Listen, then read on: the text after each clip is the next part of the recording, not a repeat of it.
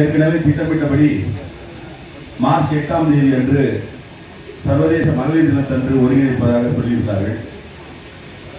ஆனால் அது சில நாட்கள் தள்ளி இன்றைக்கு 31ஆம் தேதி இந்த நிகழ்ச்சி நடைபெற்றுக் கொண்டிருக்கிறது. 31ஆம் தேதி நடைபெற்றுக் கொண்டிருக்கிறது. ஒரு வகையில் அதற்கு நானும் கூட காரணம். அன்றைக்கு என்னுடைய நிகழ்ச்சி அலுவல்கள் என்பது ஒரு புறம் இருந்தாலும் இது ஒரு அமைப்பு தொடர்புடைய ஒரு சிக்கல் அல்லது ஒரு நிகழ்வு. அது தொடர்பான தரவுகள், அது தொடர்பான செய்திகளை முழுவதுமாக அறிந்து அதில் கலந்து கொள்வதுதான் சரியாக இருக்கும். இல்லை என்றால் அது வேறு விதமான நிலைக்கு கொண்டு சென்றுவிடும் என்கின்ற அந்த ஒரு எச்சரிக்கை உணர்வோடு தமிழ்குமரன் அவர்களிடத்திலும் அண்ணன் ரவி அவர்களிடத்திலும் பெண் ரவி அவர்களிடத்திலும் இது தொடர்பாக பேசியிருந்தேன். அதற்கு பிறகு அவர்கள் இது தொடர்பான தரவுகளை எல்லாம் என்னிடத்திலே அளித்து இன்றைக்கு இந்த நிகழ்ச்சிக்கான ஒப்புதலை பெற்றிருக்கிறார்.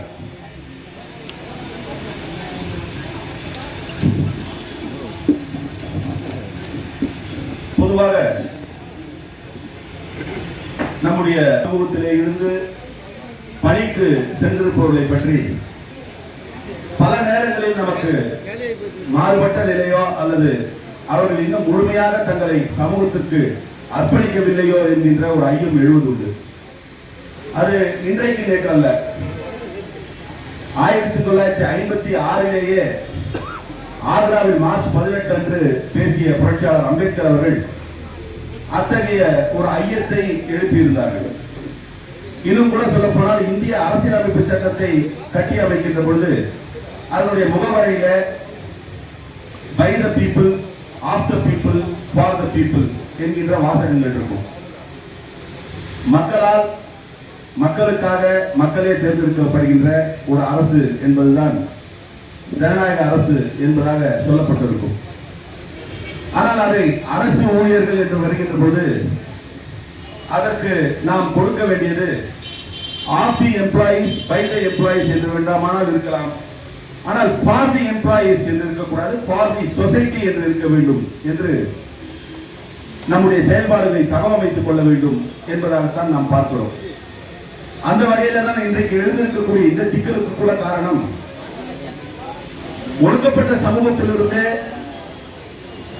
ஒரு நிலைக்கு உயர்ந்திருக்கக்கூடிய ஒருவர் ஒரு அமைப்பை சமூகத்திற்கான அமைப்பாக வழிநடத்த வேண்டும் என்கின்ற அந்த நிலையிலே இருந்து பிறகு தனக்கான ஒரு அமைப்பாக மாற்ற வேண்டும் என்கின்ற ஒரு முயற்சியினுடைய வெளிப்பாட்டு நிகழ்வுகள் தான் இன்றைக்கு நடைபெற்றுக் கொண்டிருக்கக்கூடிய பல்வேறு நிகழ்வுகள். அதிலும் குறிப்பாக இன்றைக்கு இந்த பொதுத்துறை நிறுவனத்தை பொறுத்தவரை இன்றைக்கு பிஎஸ்என்எல் அறியப்படுகிற இந்த பொதுத்துறை நிறுவனம் ஒரு காலத்திலே நேரடியாக அரசினிடத்திலே இருந்த ஒரு நிறுவனம். என்னுடைய நினைவுகள் சரியாக இருக்கும் என்று சொன்னால் 1980 டெலிகாம் டிபார்ட்மெண்ட் என தனியாக தொலைத்தொடர்புக்கு என ஒரு துறை ஏற்படுத்தப்பட்டது. 1980 ஏற்படுத்தப்பட்ட அந்த துறை நாளடைவில் 2020 40 ஆண்டுகள் கழித்து இன்றைக்கு இருக்கக்கூடிய பிஎஸ்என்எல் என்கின்ற ஒரு பொதுத்துறை நிறுவனமாக மாறி இருக்கிறது. இன்றைக்கும் கூட பல்வேறு நிலைகளிலே மக்களுக்கான அரும்பெரும் பணிகளை செயலாற்றக்கூடிய ஒரு அமைப்பு பொதுத்துறை நிறுவனம் பிஎஸ்என்எல். இது போன்ற அரசு அமைப்புகளில் நமக்கான தொழிலாளர் சட்டங்கள் அல்லது அலுவலர்களுக்கான அமைப்புகளை உருவாக்குவது என்பதற்கெல்லாம் சட்டங்கள் இருந்தாலும் கூட அப்படி உருவாக்கக்கூடிய அமைப்புகளை எத்தனை அமைப்புகளை அந்த நிறுவனம் அங்கீகரிப்பது, எப்படி அங்கீகரிப்பது என்கின்ற வழிமுறைகள் எல்லாம் கையாளப்படும். இன்றைக்கு பல SC/ST சங்கங்கள் அமைப்புகள் இருந்தாலும் கூட பிஎஸ்என்எல் பொறுத்தவரை சேவா என்று அழைக்கப்படுகின்ற இந்த SC/ST எம்ப்ளாயிஸ் வெல்ஃபேர் அசோசியேஷன் என்பதுதான் அங்கீகரிக்கப்பட்ட ஒரு அமைப்பாக இருந்து கொண்டிருக்கிறது. அப்படி அங்கீகரிக்கப்பட்ட அமைப்பு என்று சொன்னால் அவர்களுக்கென பல நிலைகளில் அலுவலர்கள் அல்லது பணியாளர்கள் தொடர்பான கோரிக்கைகளை கொண்டு சேர்ப்பதற்கும் உடனடியாக அந்த அமைப்பினுடைய நலன் கருதி நிறைவேற்றி தருவதும் அமைப்பை வழிநடத்தக்கூடிய அமைப்பு என்று சொல்வது பிஎஸ்என்எல் என்று சொன்னால் பிஎஸ்என்எல் அதை வழிநடத்தக்கூடியவருடைய பொறுப்பாக இருந்து கொண்டிருக்கிறது. ஆக இன்றைக்கு நம்முடைய போராட்டம் எதை நோக்கி இருக்கிறது என்பதை குறித்த ஒரு பார்வை வேண்டும். இப்ப இங்க பேசியவர்கள் எல்லாம் தெரிவித்த கருத்துக்கள் சேவா என்கின்ற அமைப்பு, பிஎஸ்என்எல் அங்கீகரித்திருக்கக்கூடிய அமைப்பு சேவா. இந்த சேவா அமைப்பை நடத்துவதற்கு அல்லது இந்த சேவா அமைப்புக்கான அதிகாரப்பூர்வமான செயல்பாட்டை முன்னெடுப்பது யார் என்கின்ற ஒரு கேள்வி தொங்கி நிற்கிறது. அப்படியானால் சேவாவுடைய நிர்வாகத்தை கவனிப்பவர்கள் யார் என்பதை யார் தீர்மானிப்பது என்கின்ற ஒரு கேள்வி. அந்த சேவா என்கின்ற அந்த அமைப்பை நிர்வாகம் செய்வதற்கு இன்னும் யார் என்பது அறுதியிடப்படாமல் இருந்தது என்று சொன்னால், நிர்வாகமாக இருக்கிற பிஎஸ்என்எல் என்ன செய்ய வேண்டும்? இவையெல்லாம் தான் இன்றைக்கு நம் முன்னால் இருக்கக்கூடிய கேள்விகள். சேவா என்கின்ற ஒரு அமைப்பு இருக்கிறது, அதற்கான முன்னெடுக்கக்கூடிய பொறுப்பாளர்கள் இல்லை. பொறுப்பாளர்கள் இல்லை என்று சொன்னால் அதை எப்படி கையாள்வது அல்லது அணுகுவது, பிஎஸ்என்எல் எப்படி அணுகுவது? இதுதான் இன்றைக்கு இருக்கக்கூடிய கேள்வி. என்ன நடைபெற்றுக் கொண்டிருக்கிறது என்பதெல்லாம் இங்கே விளக்கப்பட்டது. அந்த விளக்கங்களின் அடிப்படையில் நமக்கு புரிவது, இன்றைக்கு சேவா என்கின்ற இந்த அமைப்பை வெளியில் இருந்து இழைப்பது போன்ற ஒரு சூழலை ஏற்கனவே இந்த அமைப்பில பல்வேறு நிலைகளில் பொறுப்பு வகித்த ஒருவர் இந்த அமைப்பை நான் முதலிலே குறிப்பிட்டது போல சமூகத்திற்கு என்று இல்லாமல் தனக்கான விருப்ப வெறுப்பின் அடிப்படையில் இதை இயக்குகிறார் என்பதுதான். சரி, அப்படி அவர் இயக்குகிறார் என்று சொன்னால் அதனை பிஎஸ்என்எலும் சேர்ந்து அங்கீகரிக்கிறது. அப்படிப்பட்ட முறை தவறிய சட்டவிரோதமான நடவடிக்கைகளை அங்கீகரிக்கிறது என்பதுதான் இந்த சிக்கலுக்கெல்லாம் அடிப்படையான காரணம்.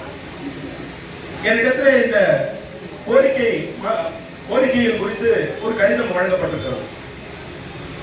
அதில் வைக்கப்பட்டிருக்கக்கூடிய கோரிக்கைகள், அதனுடைய அடிப்படை அறம் என்ன இருக்கிறது, நியாயம் என்ன இருக்கிறது என்பதை பார்ப்பதற்காகத்தான் இன்றைக்கு உங்கள் முன்னால் பேசிக் கொண்டிருக்கிறேன். இதில் வைக்கப்பட்டிருக்க கோரிக்கை to implement rooster in true spirit at all levels and cadres என்று இருக்கிறது. எல்லா நிலையிலும் எல்லா மட்டத்திலும் ரூஸ்டர் என்று சொல்லப்படுகின்ற அந்த நடைமுறையை முறையாக கையாளப்பட வேண்டும், முறையாக நடைமுறைப்படுத்தப்பட வேண்டும் என்பதுதான். இப்ப நமக்கு ரிசர்வேஷன் இப்ப பேசின அந்த ரவி கூட சொன்னார், ரிசர்வேஷன் என்ன, ரூஸ்டர் என்ன, இது மாதிரியான நடவடிக்கைகளை பற்றி கூட போதுமான தகவல்களோ அல்லது அதை பற்றி தெரிந்து வைத்திருப்பதோ பணியாளர்கள் நிறைய பேர் இல்லை அப்படின்றதாக தன்னுடைய கருத்தை இங்கே பதிவு செய்தார்.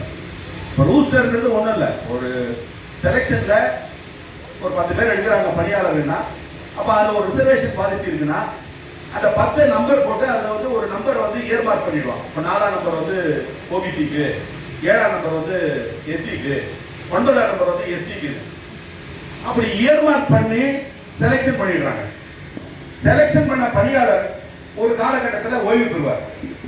அப்போ ஓய்வு பெறுகின்ற பொழுது அந்த குறிப்பிட்ட எண் கொண்ட அந்த பணியாளருக்கு பதில் மறுபடியும் பணியில எடுக்கப்பட வேண்டியவர் யார் என்று சொன்னால், எந்த பிரிவின் கீழ் அது ஒதுக்கப்பட்டிருக்கிறதோ ரிசர்வேஷன்ல அந்த ரிசர்வேஷன் அடிப்படையில் தான் எடுக்கணும். ஆனால் அப்படிப்பட்ட ஒரு நிலை இன்றைக்கு இந்த துறை மட்டுமல்ல பல்வேறு அரசு துறைகள்ல அது கடைபிடிக்கப்படாமல் தான் இருக்கிறது. இன்னும் சொல்ல போனால் பேக்லாக் வேகன்சி என்று சொல்லக்கூடிய பின்னடைவு பணியிடங்கள் அது இன்றைக்கு கடந்த 3-4 ஆண்டுகள்ல 4 மடங்காக உயர்ந்திருக்கிறது என்பதாக சொல்லப்படுகிறது. அப்ப இந்த ரூஸ்டரை சரியா நடைமுறைப்படுத்துறாங்களா இல்லையா அப்படின்ற கேள்விக்கு ரொம்ப தூரம் நம்ம கஷ்டப்பட வேண்டியது இல்லை, அதற்கு தேடி அலைய வேண்டியதில்லை. பொதுவாகவே எல்லா துறைகளிலுமே இந்த ரூஸ்டர் நடைமுறை என்பது முறையாக பின்பற்றப்படவில்லை என்பது கண்கூடாக தெரிகின்ற ஒரு உண்மை. அப்ப இந்த இடத்துலதான் ஒரு நல்ல பணியாளர்கள் சங்கத்தினுடைய பணி வருகிறது. அப்ப ஒரு பணியாளர் சங்கம் அங்கீகரிக்கப்பட்ட பணியாளர் சங்கம் என்ன பண்ணணும்னா, இந்த தகவல்களை எல்லாம் அலுவலகத்திலிருந்து பெற்று முறையாக இந்த ரூஸ்டர் கடைபிடிக்கப்படுகிறதா என்பதை பார்க்க வேண்டியது, உறுதி செய்ய வேண்டியது அந்த சங்கத்தினுடைய கடமை. இன்றைக்கு அத்தகைய கடமைகளை முன்னெடுக்க வேண்டும் என்பதற்காக தான் நம்முடைய சகோதரர் அரவிந்தன் போன்றவர்கள் அதை கேட்கின்ற பொழுது, அதை பற்றி அவர் புரிதலை ஏற்படுத்தப்படுகின்ற பொழுது அதிலே சிலர் தடையாக இருக்கின்றார்கள். அதற்கு பிறகு குறிப்பாக ஒடுக்கப்பட்ட சமூகத்தை சார்ந்த பணியாளர்கள் மீது பல்வேறு வகையில ஒழுங்கு நடவடிக்கைகள் எடுக்கப்பட்டிருக்கிறது, அவற்றை எல்லாம் நிறுத்த வேண்டும் என்பதாக ஒரு கோரிக்கை அல்லது ஒரு நிலைப்பாட்டை விளக்கியிருக்கிறார். இதற்கும் நாம் பெரியதாக ஆதாரங்களையோ அல்லது இதற்கான தரவுகளையோ தேட வேண்டிய அவசியமே இல்லை. இன்றைக்கு இருக்கக்கூடிய சமூக சூழல் இது எல்லாருக்கும் தெரிஞ்சதுதான். என்னன்னா அலுவலகத்தில் மட்டுமா வந்து அது மாதிரியான ஒடுக்குமுறைகள் அடக்குமுறைகள் நடந்து கொண்டு இருக்கிறது ஒடுக்கப்பட்ட மக்கள் நாம் அடையாளப்படுத்தக்கூடிய தலித்துகளாக எஸ்சி மக்களாக இருக்கக்கூடியவர் மீது எல்லா இடங்களிலும் இது போன்ற அடக்குமுறைகளும் ஒடுக்குமுறைகளும் தொடர்ந்து நடைபெற்றுக் கொண்டேதான் இருக்கிறது. அந்த வகையில அத்தகைய அடக்குமுறை ஒடுக்குமுறைகள் நடக்கக்கூடாது என்று சொன்னால் இத்தகைய அமைப்புகள் வலிமையாக இருக்க வேண்டும் என்பதும் அதிலே ஒரு நிலைப்பாடு. இதுல இன்னும் மிக குறிப்பாக ஒரு குறிப்பிட்ட அதிகாரியை டிஜிஎம் அளவில் பணியாற்றக்கூடிய ஒரு அதிகாரியை பற்றி இங்கே பேசுவதெல்லாம் குறிப்பிட்டார். அதிகார வர்க்கத்துல இருக்கக்கூடியவர்கள் வந்து நீங்க வந்து ஒரு செய்தி அல்லது ஒரு நிலையை வந்து நம்ம என்ன புரிஞ்சுக்கணும். சில பேர் வந்து அந்த போஸ்டுக்கு என்ன தேவையோ what is required or decide for the post அது போன்ற செயல்களை செயல்படுத்துபவர்கள் இருக்கிறாங்க. சில அதிகாரிகள் அந்த போஸ்ட்ல அவங்களுக்கு என்ன வேணும் அப்படின்றத நினைச்சு வந்து செயல்படக்கூடியவர்கள் இருக்கிறார்கள். அப்படி செயல்படக்கூடிய அதிகாரிகள் தான் கருத்தியல் ரீதியாக அவர்கள் உள்வாங்கி இருக்கக்கூடிய கருத்தியல் சனாதன கருத்தியலாக இருக்கின்ற பொழுது அவர்கள் பல்வேறு விதமான அடக்குமுறைகளும் ஒடுக்குமுறைகளும் அதிகார நிலையிலே வந்து ஏற்படுத்த முனைகிறார்கள். தனிப்பட்ட முறையில் இந்த அதிகாரியை பற்றி எனக்கு தெரியாது. ஆனால் இங்கே இருக்கக்கூடிய தோழர்கள் இவ்வளவு அக்கறையோடும் கவலையோடும் தங்களுடைய வரிகளை பகிர்ந்து கொள்கின்ற பொழுது தேவையில்லாமல் ஒருவரை பற்றி பேசுவது என்கின்ற நிலையில நம்முடைய தோழர்கள் இல்லை என்பது கண்கூடாக தெரிந்த ஒன்று. அந்த வகையில இன்றைக்கு அந்த அதிகாரி மீது வைக்கப்பட்டிருக்கிற குற்றச்சாட்டுகள் ஒருபுறம் உண்மையா இல்லையா என்பதற்கு பதிலாக அல்லது அதற்கு மாற்றாக ஒரு நிலையை நாம் பார்க்க வேண்டியது. டிஸ்ட்ரிக்ட் லேபர் ஆபீசர் என்கின்ற அந்த நிலையில தொழிலாளர்களை பற்றி பணியாளர்களை பற்றி அவர்களுக்கு இருக்கக்கூடிய குறைபாடுகளை களையக்கூடிய ஒரு பொறுப்பில் இருக்கக்கூடியவர்கள் இப்ப பொதுவா வந்து இந்த இது போன்ற பொறுப்புகள்ல அதாவது எந்த மாதிரியான பொறுப்புகள்னா இந்த கண்காணிக்கக்கூடிய பொறுப்புகள் வந்து வேற விதமான அட்டாச்மெண்ட் இருக்கக்கூடாதுன்னு நினைப்பாங்க. வேற எங்கேயோ அவங்களுக்கான தொடர்பு நிலை இருக்கக்கூடாதுன்னு நினைப்பாங்க. இப்ப தொழிலாளர்கள் பணியாளர்களை பற்றி அக்கறை கொள்ளக்கூடிய ஒருவர் ஒரு அதிகாரியாக இருந்தால் கூட அவர் தான் அதிகாரி என்பதை உறுதிப்படுத்தக்கூடிய அல்லது வலுவூட்டக்கூடிய ஒரு நிலைப்பாட்டில் இருக்கக்கூடாது. ஆனால் இன்றைக்கு இந்த அதிகாரி டிஎல்ஓவாகவும் இருக்கிறார். டிஜிஎமாக இருப்பது அவருடைய டெசிக்னேட்டட் போஸ்ட். இதை தவிர அவர் ஆபீசர்ஸ் அசோசியேஷன்லயே இருக்காரு, அலுவலர்கள் சங்கத்திலேயே இருக்கிறாரு அப்படிங்கிறார். அப்ப என்னன்னா அலுவலர்கள் சங்கம் என்பதும் இங்க இருக்கக்கூடிய பணியாளர்கள் சங்கம் என்பதும் இணைந்து செயல்படக்கூடிய இந்த அமைப்புல வழக்கமா வந்து இரண்டு நிலைகளில் இருக்கக்கூடியவர்களுக்கு ஒரு கான்ஃபிளிக்ட் ஆஃப் இன்ட்ரெஸ்ட் என்று சொல்வார்கள். முரண்பட்ட எதில யாருக்கு என்ன விருப்பம் ஒரு முரண்பட்ட நிலை ஏற்படக்கூடியது. அந்த சூழல்ல இன்றைக்கு டிஜிஎமாக இருக்கக்கூடிய இந்த அதிகாரி தன்னுடைய பதவியை கடந்து அவர் எந்த சங்கத்துல அல்லது எந்த அசோசியேஷன்ல இருக்காரோ அதனுடைய நலன் கருதி சில முடிவுகளை எடுப்பதற்கான வாய்ப்பு இருக்கிறது. இது போன்ற நிலையை முற்றிலுமாக தவிர்க்க வேண்டும் என்றுதான் சட்டத்திட்டங்கள் சொல்கிறது என்கின்ற நிலையில அவர் இன்றைக்கு டிஎல்ஓவாக நீடிப்பது என்பது எந்த வகையிலும் சரியில்லை என்பதாக ஒரு கோரிக்கையை வைத்திருக்கிறோம். இது முற்றிலும் சரியானது. நான் எப்படி ரெண்டு மாறுபட்ட நிலையில் செயல்பட முடியும்? இந்த பழமொழி ஒண்ணு சொல்றாங்க இல்லையா, பாலுக்கும் காவல் பூனைக்கும் தோழன். இது எப்படி இருக்க முடியும்? ஒரு டிஜிஎம்ன்றது ஒரு அபிஷியல் போஸ்ட். ஆனா அவர் இயங்கக்கூடிய அவர் இணைந்து செயல்படக்கூடிய ஒரு ஆபீசர்ஸ் அசோசியேஷன். ஒரு ஆபீசர்ஸ் அசோசியேஷனுடைய நலனை தான் வந்து அவர் வந்து முன்னெடுப்பார தவிர ஒரு எம்ப்ளாயிஸ் அசோசியேஷனோட நலனை முன்னெடுப்பதற்கான சாத்தியக்கூறுகள் இல்லை. இது ரொம்ப ரொம்ப இயல்பானது. Transparent and open truth. அப்போ இது வந்து நியாயமா பார்த்தா ஒரு நேர்மையான ஒரு அலுவலராக இருந்தா டிஎல்ஓவா நியமிக்கும் பொழுது என்ன சொல்லணும்னா, ஐயா நான் இதுல வந்து இந்த பதவிக்கு போக முடியாது, இல்ல போக கூடாது, ஏன்னா நான் ஏற்கனவே வந்து ஆபீசர்ஸ் அசோசியேஷன்ல இருக்கேன், அதனால நான் வகிக்க மாட்டேன் அப்படின்றத வகிக்க கூடாது என்பதை தெளிவுபடுத்திருக்க வேண்டும். நீங்கன்னா கவர்மெண்ட் டியூட்டில வந்து இதுதான் இவங்களோட கடமைகள் என்பது வரையறுக்கப்பட்டவை ஒரு சிலது இருக்கும். அது எந்த பணியா இருந்தாலும் சரி, அது வந்து என்னன்னா டெசிக்னேட்டட் டியூட்டிஸ் இல்ல வந்து வெளிப்படையா தெரியக்கூடியது. இன்பிளைட் டியூட்டிஸ் இருக்கு, அதுல இருக்காது. ஆனால் நாம் புரிந்து கொள்ள வேண்டும். என்னை பொறுத்தவரை இந்த நிலையில பார்க்கின்ற பொழுது ஒரு இம்ப்ளைடு டியூட்டி, அவருக்கு இருக்கக்கூடிய ஒரு கடமை, புரிந்து கொள்ளப்பட்ட கடமை என்னன்னா, இந்த பொறுப்புக்கு டிஎல்ஓ பொறுப்புக்கு அவரை முன்னிறுத்தும் பொழுது அல்லது அவர் அதுக்கு நாமினேட் பண்ணும் பொழுது ஆபீசர்ஸ் அசோசியேஷன்ல இருக்கிறேன் என்பதை தெளிவுபடுத்தி இருக்க வேண்டும். அதுதான் அறம். இது ஒரு சட்டம் கிடையாது, இது ஒரு அறம் மாறம். அதுல திறந்திருப்பதாகத்தான் என்னுடைய தனிப்பட்ட கருத்தாக இதை நான் பார்க்கிறேன். அப்புறம் இப்ப நான் சொன்ன ஏற்கனவே இந்த சேவா கமிட்டியில ஒரு அமைப்பு தேர்ந்தெடுக்கப்பட்ட அமைப்பு 2018 நவம்பர் மாதம் தேர்ந்தெடுக்கப்படுது. அவங்களோட பைலாபடி 3 வருடம் பதவி காலம் அந்த பொறுப்பாளர்களுக்கு. ஆனால் என்ன காரணமா 3 வருடம் பொறுப்பு காலத்தை நிறைவு செய்ய விடாமல் 2 ஆண்டுகளிலே அந்த பொறுப்பாளர்களுடைய பதவி காலம் முடித்து வைக்கப்படுகிறது. சரி, 2 ஆண்டுகள்ல முடித்து வைக்கப்படுகிறது அந்த பதவி காலம் போது, அப்ப எப்ப இந்த சங்கத்தை நடத்துதுன்ற போது அப்ப அடாப்ட் கமிட்டின்னு ஒரு போடுறாங்க. இந்த அடாப்ட் அப்படின்னா என்னன்னா, இடைக்கால ஒரு அரேஞ்ச்மெண்ட், இடைக்காலத்துல ஒரு பண்ணணும். அதுல கூட நீங்க ரொம்ப நுட்பமா பாத்தீங்கன்னா, அடாப்ட் கமிட்டி பொதுவா it cannot carry out all the functions of the organization for which it is an adopt committee. அது என்ன அர்த்தம்னா, அடாப்ட் கமிட்டி ஒரு சங்கத்துக்கு போடப்படுகிறது என்று சொன்னால் அந்த சங்கத்தினுடைய அனைத்து விதமான நடவடிக்கைகளையும் மேற்கொள்வதற்கான அதிகாரம் படைத்ததல்ல. It will have a definite purpose. ஒரு குறிப்பிட்ட நடவடிக்கைகளை மட்டுமே மேற்கொள்ளக்கூடிய அதிகாரத்தை படைத்தது அடாப்ட் கமிட்டி. இப்போ சங்கம் சேவா இருக்கு, சேவாக்கு பைலா இருக்கு. சேவாவுடைய பைலா என்ன சொல்லும், இதுல யார் யார் உறுப்பினரா இருக்கலாம், என்னென்ன வகையில ஒரு உறுப்பினர் இருப்பாரு, தகுதி இழப்பாரு, இல்ல யார் தலைவராகலாம், யார் பொதுச் செயலாளராகலாம், என்ன மாதிரியான கட்டமைப்பு இருக்கு, பொதுக்குழு எப்போ, செயற்குழு எப்போ, இதெல்லாம் அவங்க பைலால இருக்கு. பைலாவை அங்கீகரிக்கக்கூடிய பொறுப்பு இந்த நிறுவனத்திடம் இருக்கிறது, அது அங்கீகரித்து விட்டது. பைலாவை சேவாவை அங்கீகரித்த இந்த அமைப்பு பிஎஸ்என்எல் சேவாக்கு என சில சலுகைகள் என்று சொல்வதை விட உரிமைகளை கொடுக்குது, அலுவலகம் கொடுக்குது, அது மாதிரிலாம் உரிமைகளை கொடுக்குது. ஆனா இந்த சேவா எப்படி இருக்கணும்ன்றது வெறும் பைலா மட்டும் கட்டுப்படுத்தாது. அது ரொம்ப ரொம்ப முக்கியம். நீங்க எதை கேட்டாலும் ஒரு அசோசியேஷன் எங்க பைலால இருக்கு, ஒரு சங்கம் ஒருத்தர் வைக்கிறான், வச்சுட்டு அந்த பைலால எங்க யாராவது திட்டினா நாங்க அடிப்போம் அப்படின்னு பைலால போட்டா ஒத்துக்க முடியுமா அந்த பைலாவை? அப்ப பைலான்றது என்ன, it should also come within the purview of law. purview of law, சட்டத்துக்கு உட்பட்டு இருக்க வேண்டிய நடவடிக்கைகள் தான் ஒரு சங்கத்துடைய பைலால இருக்க முடியும். அப்ப சட்டத்துக்கு உட்பட்டு இருக்கக்கூடிய நடவடிக்கை என்ன? சேவா என்பது பிஎஸ்என்எல் இருக்கக்கூடிய ஒரு அமைப்பு. பிஎஸ்என்எல் செய்யக்கூடிய அறிவிப்புகள், அது தொடர்பான நடவடிக்கைகளுக்கு கட்டுப்பட வேண்டிய பொறுப்பு சேவாக்கு. பிஎஸ்என்எல் எங்க வருது? பொதுத்துறை நிறுவனமாக இருந்தாலும் இந்திய ஒன்றிய அரசுடைய கட்டுப்பாடுல வருது. இந்திய ஒன்றிய அரசு கொண்டு வரக்கூடிய கட்டுப்பாடுகள், இது போன்ற அமைப்புகளுக்கு கொண்டு வரக்கூடிய கட்டுப்பாடுகளை ஏற்றுக்கொள்ள வேண்டியது பிஎஸ்என்எல் கடமை. அந்த பிஎஸ்என்எல் செயல்படக்கூடிய இந்த சங்கத்திற்கும் அந்த பொறுப்பு இருக்கிறது.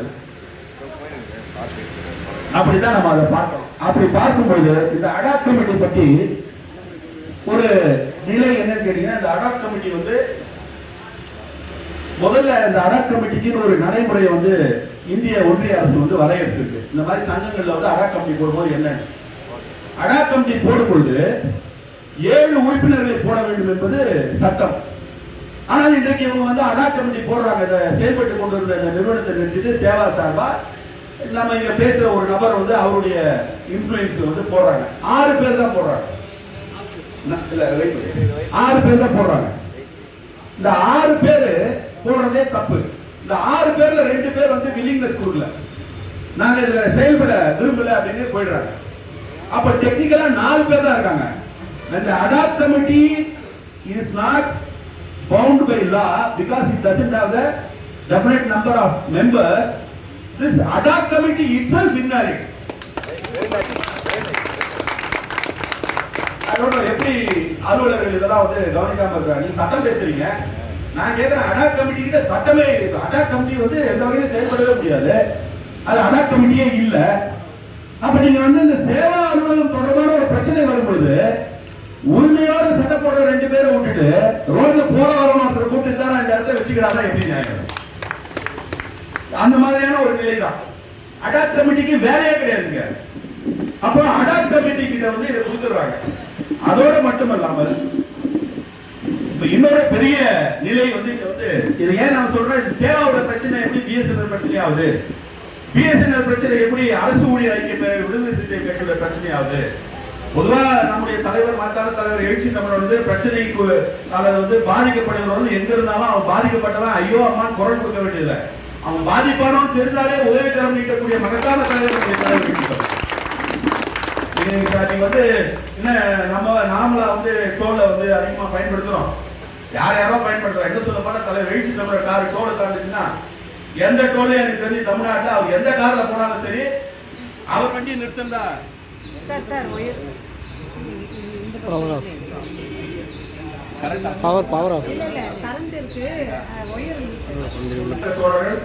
அவங்க வந்து எந்த அடையாளத்தை கொண்டு இருந்தாலும் சரி இன்றைக்கு வந்து ஒட்டுமொத்த மாற்றத்திற்கான தலைவர் எழுச்சி தமிழர் என்பது வந்து யாருக்கும் மாறுபட்ட நிலையில அவர் போயிட்டு இருக்காரு. தோலை அடிச்சு உடைச்சவங்க வேற.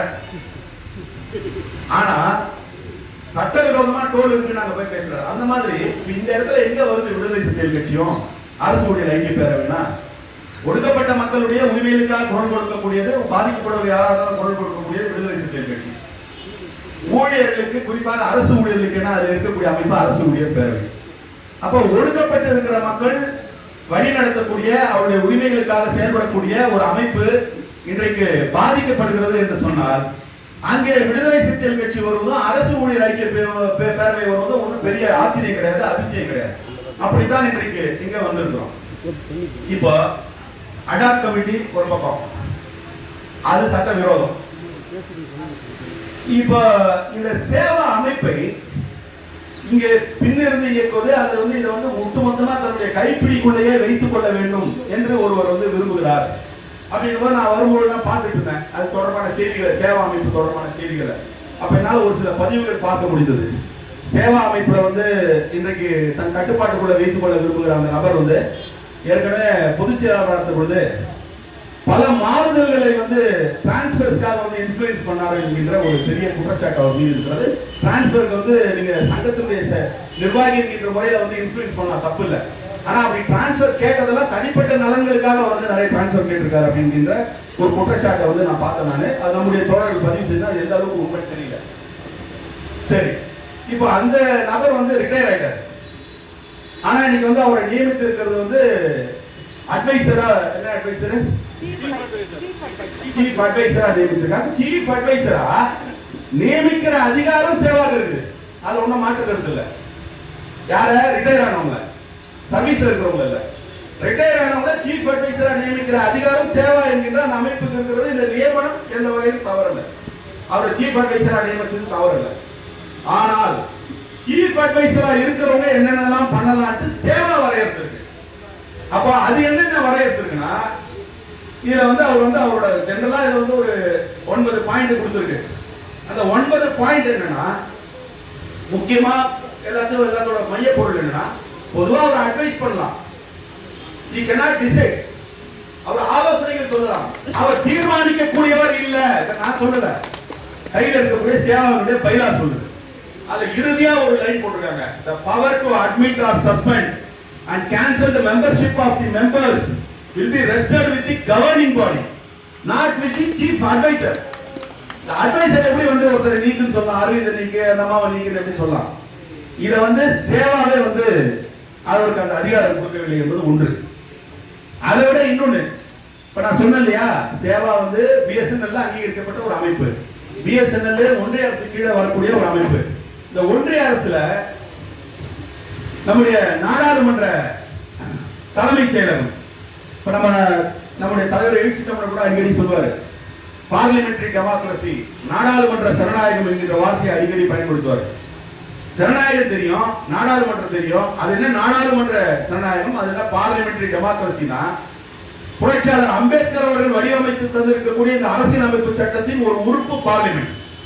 இந்த பார்லிமெண்டோட மெயின் பர்பஸே வந்து டு பிரிசர்வ் டெமோக்ரசி, ஜனநாயகத்தை போற்றி பாதுகாப்பது என்பதுதான் பார்லிமெண்டினுடைய ஒரே நோக்கமாக இருக்க முடியும். அது நடத்துற விவாதங்களா இருந்தாலும் சரி, சபையா இருந்தாலும் சரி, இதுதான் ஒரே நோக்கம். அப்படிப்பட்ட நோக்கங்களை எப்படி எப்படியெல்லாம் செயல்படுத்தணுமோ அதை செயல்படுத்தணும். இப்ப எந்த உரிமையில் வந்து பிஎஸ்என்எல் வந்து சேவா என்ற சங்கம் தோற்றுவிக்கப்படுகிறது, பணியாளர்கள் தங்களுடைய நலன்களுக்காக ஒரு சங்கத்தை அமைத்துக் கொள்ளலாம் என்று அரசியலமைப்பு சட்டத்தின் சார்பாக ஒரு ஜனநாயக உரிமை வழங்கப்பட்டிருக்கிறது. அப்படி வழங்கப்பட்ட ஜனநாயக உரிமையின் அடிப்படையில் அதே ஜனநாயகம் என்ன சொல்லுதா, இது போன்ற மக்களை பிரதிநிதித்துவம் கொடுக்கிற அமைப்புகளை அங்கீகரித்து அவர்களுக்கு தேவையானவற்றை அரசு செய்து தர வேண்டும் என்கின்ற அடிப்படையில் இந்த சேவாவை பிஎஸ்என்எல் வந்து அங்கீகரிக்குது. ஆனா இப்படிப்பட்ட சங்கங்களை நெறிமுறைப்படுத்த வேண்டியது, அதில் இருக்கக்கூடிய ஜனநாயகத்தை காப்பாற்றப்பட வேண்டியது என்பது, ஜனநாயகம் என்பது வெறும் தேர்தல் ஜனநாயகம் இல்ல, நாடாளுமன்ற சட்டமன்றத்தில் மட்டும் ஜனநாயகம் இல்ல, ஒவ்வொரு நடவடிக்கையிலும் மனிதனுடைய ஒவ்வொரு வாழ்வியல் அங்கத்தில் வாழ்வியல் நடவடிக்கையிலும் ஒரு அங்கம் வந்து ஜனநாயகம்.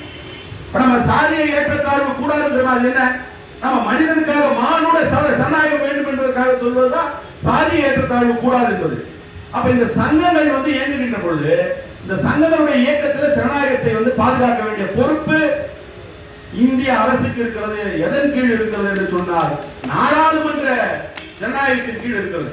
அப்படி பாராளுமன்ற தலைமை செயலகம் இது போன்ற அமைப்புகளை வழிநடத்தக்கூடியவர்கள், இந்த பார்லிமெண்டரி கமிட்டிஸ் இருக்கு பாருங்க, அவங்க வந்து சொல்றாங்க, என்ன சொல்றாங்கன்னா, இது மாதிரியான பிரச்சனைகள் பல சங்கங்கள் வருகின்ற போது அதன் அடிப்படையில் the parliamentary committee have also directed, they have not suggested, they have directed. suggested என்றால் ஆலோசனை வழங்குவது, directed என்றால் உத்தரவு போடுவது. பார்லிமெண்டரி கமிட்டி உத்தரவு போட்டிருக்கிறது. இந்திய அரசின் கீழ் செயல்படக்கூடிய இது போன்ற பொதுத்துறை நிறுவனங்களுக்கு பார்லிமெண்டரி கமிட்டி உத்தரவு போட்டிருக்கிறது. என்ன உத்தரவு போட்டிருக்கிறது? that no retired employee should be a member. ஓய்வு பெற்ற ஒருவர் சேவாவிலே உறுப்பினராக இருக்க தகுதி இல்லை. நாம் சொல்லவில்லை, பாராளுமன்ற குழு சொல்லி இருக்கிறது. யாருக்கு சொல்லி இருக்கிறது? பிஎஸ்என்எல்க்கு சொல்லி இருக்கிறது. சேவாவின் பெயரை தவறாக பயன்படுத்துவதற்கு சொல்லி இருக்கிறது. no member should be a, no retired employee should be a member. அடுத்து ஆபீஸ் பேரர், மெம்பராவே இருக்க முடியாது, ஆபீஸ் பேரரா இருக்க முடியாது, நிர்வாகியா இருக்க முடியாது. of any association because it is unlawful to keep them as a member. இது ரொம்ப முக்கியம்.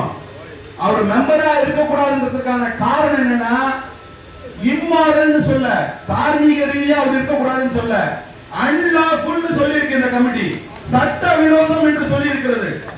இம்மாரல்னா கூட பரவாயில்ல, நீங்க அதுல இருந்து எஸ்கேப் ஆயிடலாம். சட்ட விரோதத்துல இருந்து நீங்க எஸ்கேப் ஆக முடியாது. நீங்க தார்மீக அடிப்படையில் நீங்க எஸ்கேப் ஆகலாம், இதுல எஸ்கேப் ஆக முடியாது. ஏன்னா அந்த committee it is unlawful to keep them as a member or office bearer after their retirement. If any welfare association wants to have the service of any outside person or retired employee, he can be associated with the association as a honorary advisor. இந்த வார்த்தையை நீங்க மறுபடியும் alanine பண்ணணும். ஜெனரலா ஒரு செக்ரட்டரினா அவர் வந்து செக்ரட்டரிக்கான பணிகளை முன்னெடுக்கலாம். Honorary செக்ரட்டரினா அவர் வந்து கௌரவ செயலாளர். ஒப்புக்கு இந்த சினிமால நடிக்க வருவாங்க கூட கௌரவ தோற்றம்னு போடுவாங்க, அந்த மாதிரி இது வந்து ஒரு கௌரவ பொறுப்பு. அந்த பொறுப்புக்கு நியமிக்கிறாங்க, அவங்க அதிகாரம் கொடுத்துருக்காங்க. ஆனா அந்த பொறுப்பை கூட நம்ம எப்படி நியமிச்சிருக்கணும்? சேவாக்கு அவர் ஹானரரி அட்வைசர் தான் போட்டுருக்கணும். ஆனா அவர் வந்து நீங்க சொல்றது என்னன்னா சீஃப் அட்வைசர் போடுறீங்க. சீஃப் அட்வைசர் தலைமை ஆலோசகர், ஹானரரி அட்வைசர்னா கௌரவ ஆலோசகர். ஒரு கௌரவ ஆலோசகரா இருக்க வேண்டியவரை, சும்மா வந்துட்டு போக வேண்டியவரை அந்த படத்துல ஹீரோவா போட்ட கதையா பண்ணிருக்காங்க. ஒரு சீன் வர வேண்டியவரை இந்த படத்துக்கே இவர் தான் ஹீரோன்ற மாதிரி ப்ரொஜெக்ட் பண்றாங்க. இது வந்து இதை கடைபிடிக்க வேண்டியது சேவா என்பதை விட இதை நடைமுறைப்படுத்த வேண்டியது பிஎஸ்என்எல் என்பதற்காக தான் இன்றைக்கு பிஎஸ்என்எல் அலுவலகத்தில் நம்முடைய போராட்டத்தை நடத்துறோம். சேவாவில் தானே உங்களுக்கு பிரச்சனை, ஏன் சேவாவை கேட்க வேண்டியதானே அப்படின்னு நீங்க முன்வைக்கிறீங்க. சேவால இல்ல பிரச்சனை, சேவாவுடைய செயல்பாட்டில் இருக்கக்கூடிய பிரச்சனை. அந்த செயல்பாட்டை அங்கீகரிப்பதில் இருக்கக்கூடிய சட்டவிரோதமான நிலைப்பாட்டை பிஎஸ்என்எல் எடுக்கிறது. ஆகவே பிஎஸ்என்எல் வளாகத்தில் இன்றைக்கு இந்த போராட்டம் நடைபெற்றுக் கொண்டிருக்கிறது. அதான் அது இருக்குது. அப்போ இந்த பார்லிமெண்டரி கமிட்டியினுடைய அட்வைஸை நடைமுறைப்படுத்தாமல் இருப்பதற்கு சட்ட ரீதியாக நாம் ஒரு வழக்கு தொடுக்கலாம். இது ஏன்னா not against Seva. We can sue anyone in BSNL who is the authority who has not followed this order or direction from the parliamentary committee. அப்போ அவரை வந்து ஆலோசகரா நியமிக்கலாம். ஆனா அப்படி நியமிக்கப்படுகிற ஆலோசகர் சங்கத்தினுடைய எந்த நடவடிக்கையிலும் கலந்துக்கூடாது என்பது அரசும் சொல்லி இருக்கிறது, அறிவுறுத்தலை கொடுத்திருக்கிறது, சேவாவுடைய அந்த பைலாவும் சொல்லி இருக்கு. அப்ப என்னன்னா ஃபர்ஸ்ட் பாயிண்ட் கேஸ் டிஸ்மிஸ். அவங்க கேஸ் நீங்க எதெல்லாம் அவர் முன்னெடுத்திருக்காரோ அது எல்லாமே டோட்டலா இன்வாலிட் தான். அது இவர்கள் மீது எடுக்கப்பட்ட நடவடிக்கையாக இருந்தாலும் சரி, இந்த அமைப்பை கலைத்ததாக இருந்தாலும் சரி, அடா கமிட்டி போட்டதாக இருந்தாலும் சரி, இது எல்லாமே தவறு என்கின்ற பொழுது இத்தனை தவறையும் அங்கீகரித்திருக்கக்கூடிய மாபெரும் தவறை பிஎஸ்என்எல் இழைத்திருக்கிறது. நம்ம யாரும் தனிப்பட்ட ஒரு நபரை முன்னெடுக்கல, இந்த அமைப்பு செய்திருக்கிறது. அதுக்காக தான் இந்த போராட்டம். இப்ப அதனுடைய தொடர்ச்சியாக தான் இவங்க இந்த ஆபீஸ் எடுத்ததே போனதுதான் பார்த்தோம். அடுத்து ஒரு முக்கியமான ஒரு நிலைப்பாடு, நீங்க இன்னைக்கு விடுதலை சிறுத்தைகள் கட்சி இந்த போராட்டத்துக்கு உள்ள வர்றதுக்கு இதுவும் ஒரு முக்கிய காரணம். இப்ப நீங்க இதெல்லாம் இங்க இருக்கக்கூடிய பல தோழர்கள் கேள்விப்பட்டதுதான். இப்ப தலைவர் எழுச்சி தமிழர் நான் கொடியை வடிவமைக்கின்ற பொழுது அந்த நட்சத்திரத்தை வடிவமைச்சது ஒடுக்கப்பட்ட மக்களுடைய வாழ்க்கையில விடிவெளியா வரணும் அப்படின்றது ஒண்ணு. 5 முனைகள் இருக்கிறது.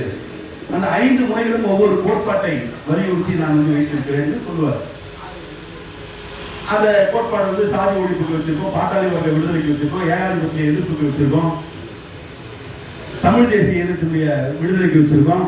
இதுல முக்கியமானது என்னன்னா பெண்கள் விடுதலைக்கான ஒரு முனை என்று சொல்லியிருக்கிறார்.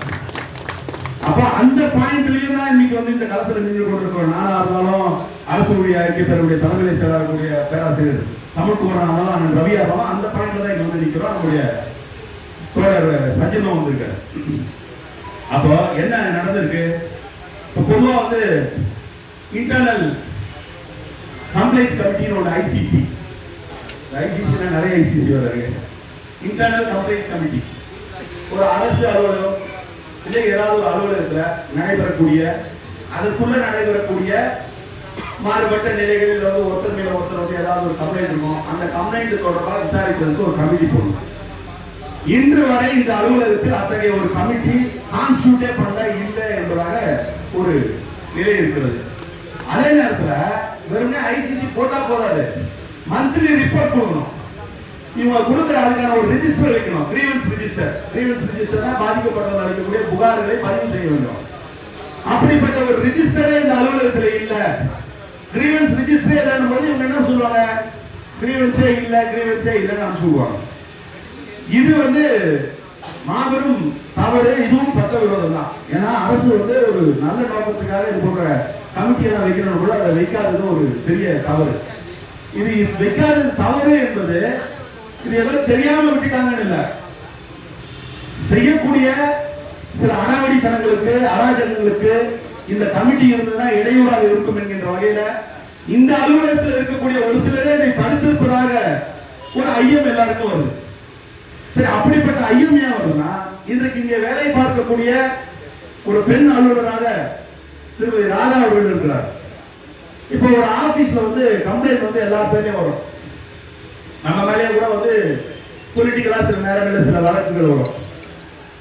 நீங்க அதனாலதான் அது என்னன்னா குற்றம் சாட்டப்படுகிறவர் என்கின்ற அந்த நிலையில தான் அது சரியா தவறா என்று தீர்மானிப்பதற்கான அமைப்புகள் இருக்கிறது. நான் ஒரு தப்பு செஞ்சுட்டேன், யாராவது கம்ப்ளைண்ட் கொடுக்குறாங்க, போலீஸ்ல கம்ப்ளைண்ட் கொடுக்குறாங்க, போலீஸ் விசாரிக்கிறாங்க, போலீஸ் விசாரிச்சு அதனால கேஸ் போடுறாங்க. விசாரிக்கிற போலீஸுக்கு கூட அதிகாரம் கிடையாது நான் குற்றவாளியாக தீர்மானிக்கிறதுக்கு. அவங்க ரெஜிஸ்டர் பண்றாங்க கம்ப்ளைண்ட், அதுக்கப்புறம் என்ன பண்றாங்க, வழக்கு போறாங்க. அப்ப அந்த கேஸ் நடக்கும் பொழுதுதான் குற்றவாளியா இல்லையா, நான் தப்பு பண்ணிருக்கேனா இல்லையா, இல்ல அந்த குறைபாடை நான் செய்திருக்கிறேனா இல்லையா தீர்மானிக்க வேண்டிய அதிகாரம் அந்த மேஜிஸ்ட்ரேட் கிட்டயோ அந்த ஜட்ஜி கிட்டயோ இருக்கு. அப்ப அது வரைக்கும் நான் குற்றம் சாட்டப்பட்டிருக்கக்கூடிய ஒருவர் தான். அப்படிப்பட்ட சூழல்ல நீ இந்த தப்பு பண்ணிட்ட அப்படின்னு சொல்லிட்டு என்ன சார்ஜ் பண்றதும் தப்பு, அதுக்கான தண்டனையை கொடுக்கறதும் தப்பு, அந்த சார்ஜை என் மேல ஏத்துறதும் தப்பு. இவை எல்லாமே நான் சொல்றது எதுவுமே மாறல் கிடையாது, இதெல்லாம் சட்டவிரோதம். அப்படிப்பட்ட ஒரு சட்டவிரோதமான ஒரு நிலையை அவர் மீது இருக்கக்கூடிய புகார், அந்த புகாருடைய தன்மை என்னன்னு நம்முடைய சகோதரர் தமிழ்குமரன் சொன்னது போல இது என்னன்னா தான் திருடி பிறரை நம்பாதுவாங்க. அந்த மாதிரி இதை போன்ற ஒரு குற்றச்சாட்டில் சிக்கியுள்ள ஒருவர் அவரும் அந்த தவறை செஞ்சாரா இல்லையான்னு தெரியல நமக்கு. அதனால அவரை நம்ம சார்ஜ் பண்ணல. ஆனால் அப்படி சிக்கி இருக்கிற ஒரு நபர் இவர் மீது காழ்ப்புணர்ச்சி கொண்டு ஒரு தவறான ஒரு செய்தியை அலுவலகத்தினுடைய அறிவிப்பு பலகையில போடுறாருன்னா அது மிகப்பெரிய ஒரு சட்டவிரோதமான செயல்.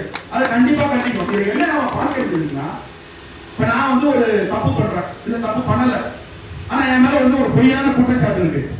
நேர்மையான யாரும் அந்த மாதிரி பொய்யான குற்றச்சாட்டை சுமந்து கொண்டு இருக்கின்ற பொழுது இன்னொருவர் மீது பொய்யான குற்றச்சாட்டை வைக்க மாட்டாங்க. இது ஒரு லாஜிக்கல் திங்கிங். இப்ப நான் வந்து ஒரு நேரம் திருடல, என் மேல திருட்டாரு ஒரு குற்றச்சாட்டு முன்வைக்கிறாங்க, சில பேர் அதை நம்புறாங்க. அப்ப இன்னொருத்தர் இருக்காரு, அவரும் வந்து நல்லவர், அவர் மேல வேற ஒரு சந்தர்ப்பத்துல ஒரு சூழல் வருது, ஒரு புகார் வருது. நான் என்ன எதுன்னு ஆராயாம ஆமா ஆமா இவர் திருடி இருக்காரு அப்படின்னு நான் சொல்றேன்னா, அப்ப நான் திருடி இருக்கேன்னு தான் அர்த்தம். நான் சொல்ற பாயிண்ட் புரியுங்க.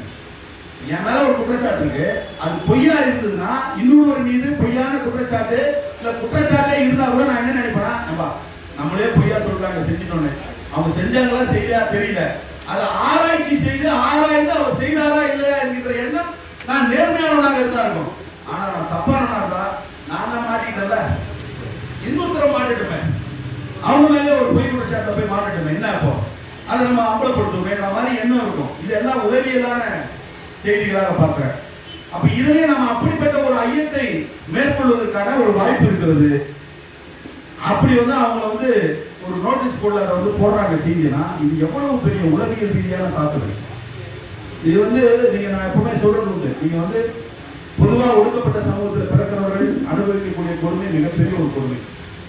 ஒடுக்கப்பட்ட சமூகத்திலே இருந்து உழைக்கும் வர்க்கமான தொழிலாளிகளாக இருக்கக்கூடியவர்கள் ஒரு 2 மடங்கு அவங்களுக்கான அழுத்தம் அல்லது அவங்களுக்கான ஒடுக்குமுறை அதிகரிக்கிறது. ஒடுக்கப்பட்ட சமூகத்தில் பிறந்து உழைக்கும் வர்க்கத்திலே இருந்து கொண்டு அதுவும் ஒரு பெண்ணாக இருப்பது என்பது 3 அளவுக்கு ஒடுக்குமுறையை சந்திப்பதற்கு ஒப்பிட்டான ஒரு மிகப்பெரிய ஒரு ஒடுக்குமுறை. அப்படிப்பட்ட ஒடுக்குமுறைக்கு ஆளாகி இன்றைக்கு அலுவலகத்திலே வேலை பார்க்கக்கூடிய ஒரு பெண்ணை எந்த வகையிலும் ஆதாரமே இல்லாமல், எந்த விதமான அதற்கான சான்றுகளே இல்லாமல், அப்படியே சான்றே இருந்தாலும் நீ யார் அதை டிசைட் பண்ணுறது? நான் பார்த்து கூட இருக்கலாம், அவர் கிட்ட பக்கத்தில் கூட இருந்திருக்கலாம். அப்ப கூட நான் டிசைட் பண்ண முடியாது. டிசைட் பண்ண வேண்டியது என்கொயரி பண்ண வேண்டிய அத்தாரிட்டி. என்கொயரி பண்ண வேண்டிய அத்தாரிட்டிக்கு இல்லாத உரிமை உனக்கு ஏன் அந்த உரிமை? ஒரு அடிப்படை மனிதராக இருந்தா உனக்கு இந்த மாதிரியான ஒரு தவறு செய்ய மாட்டேன். அப்படிப்பட்ட தவறு செய்தவர் மீது கம்ப்ளைண்ட் கொடுக்கிறார், அதன் மீது நடவடிக்கை. இது உண்மையிலேயே மிக மிக கண்டிக்கத்தக்கது. இந்த போராட்டத்தில் மற்ற கோரிக்கைகள் மற்ற நிலைப்பாடுகள் எல்லாம் வந்து எந்த அளவுக்கு நம்ம அழுத்தம் கொடுக்கணுமோ அவை எல்லாவற்றையும் விட ஒரு சீரியஸான ஒரு நிலை. இது வந்து வேற எந்த பெண்களுக்கும் இது போன்ற ஒரு நிலை வரக்கூடாது என்பதாக தான் பார்க்கிறேன். அதை வன்மையாக கண்டிக்கிறேன். அதான் இது பொதுவாக சொல்லப்பட்டிருக்கு. இது ரெண்டுமே அப்படியே தான் டிஸ்கஸ் பண்ணியிருக்கேன். நான் இந்த கிரீவன்சஸ் வந்து நிறைய இருக்கு, அதை வந்து நிறைவேற்றி தரணும் என்பதாக கோரிக்கைகள் வைக்கப்பட்டிருக்கிறது. அப்புறம் அவர் நான் சொன்ன மாதிரி ஏற்கனவே வந்து பொறுப்பில் இருந்தவர் வந்து எப்படி வந்து அவர் தகுதி இழக்கிறார், அவர் வந்து அவருடைய செயல்பாடுகளை இந்த பிஎஸ்என்எல் நிர்வாகம் வந்து அவர் கூப்பிடவே கூடாது. சேவா சார்பா நியமிக்கப்பட்டிருக்கக்கூடிய நியாயமா ஹானரரி அட்வைசர் சொல்லப்படக்கூடியவர் இன்றைக்கு சீஃப் அட்வைசர் என்று நியமிக்கப்பட்டிருக்கிறார். அவருடைய நியமனமே செல்லாது. ஒருவேளை அவருடைய நியமனம் அந்த ஹானரரி செக்ரட்டரின்றது செல்லும் என்று இருந்தால் கூட அவரை சேவா தொடர்பான எந்த நடவடிக்கைக்கும் பேச்சுவார்த்தைக்கு அழைப்பதற்கான சட்ட ரீதியான உரிமை பிஎஸ்என்எலுக்கு கிடையாது. அறுதிட்டு சொல்லலாம். இது வந்து நான் வந்து இருக்கிற ரெக்கார்ட்ஸ் இருக்கிற ஆவணங்களின் அடிப்படையில் அறுதிட்டு சொல்றோம். ஆக இதையெல்லாம் தெரிந்தோ தெரியாமலோ ஒரு நிலையில இப்பவும் கூட நான் வந்து என்னோட பொறுப்புக்கு இன்னும் சொல்ல போனா தலைவர் எழுச்சி தமிழருடைய வளர்ப்பாக இருந்து அவர் அருகில இருந்து பார்த்தது வரைக்கும் அவர் வந்து யாரையும் வந்து தனிப்பட்ட முறையில கொச்சைப்படுத்தியோ திட்டியோ கேவலப்படுத்தியோ உதாசீனப்படுத்தியோ பார்த்ததே கிடையாது. அப்ப அது அவர் அளவுக்கு நம்ம இருக்க முடியாது. அவர் அளவுக்கு நான் சொல்றது அது கிட்ட கூட போக முடியாது. ஆனா நம்ம ஒரு சில விஷயங்களை கத்துக்கணும். அப்ப இன்றைக்கு வந்து மனக்குமரலை வெளிப்படுத்திருக்கிறீங்க, ஒரு சில அதிகாரிகள் மீது வெளிப்படுத்திருக்கிறீங்க. நான் அப்ப அதை வந்து அப்படியே எடுத்துக்கல. ஆனா நீங்க சொல்றது ஒரு அடிப்படை ஆதாரம் இருப்பதாக நான் கருதுகிறேன். அவருடைய நடவடிக்கைகள் நீங்க சொல்வது போலவே இருப்பதாக நான் உணர்கிறேன். அந்த நடவடிக்கைகளுக்கு காரணம் என்ன என்பது வேண்டுமானால் நீங்க சொல்றதுல வந்து நான் உடன்படாம போகலாம், ஏற்றுக்கொள்ளாமல் இருக்கலாம். நீங்க சொல்றதுல அடிப்படை ஆதாரம் இருக்கிறது, அப்படிப்பட்ட செயல்பாடுகள் இங்கே நடைபெற்றிருக்கிறது. ஆனால் அதற்கான காரணத்தை நான் அறிந்திட விரும்பவில்லை, அது தெரிந்து கொள்ளவும் விரும்பவில்லை. அதே மாதிரி அவங்க தெரிஞ்சு செஞ்சாங்களா தெரியாம செய்யறாங்க என்ற முடிவுக்கு நான் போல.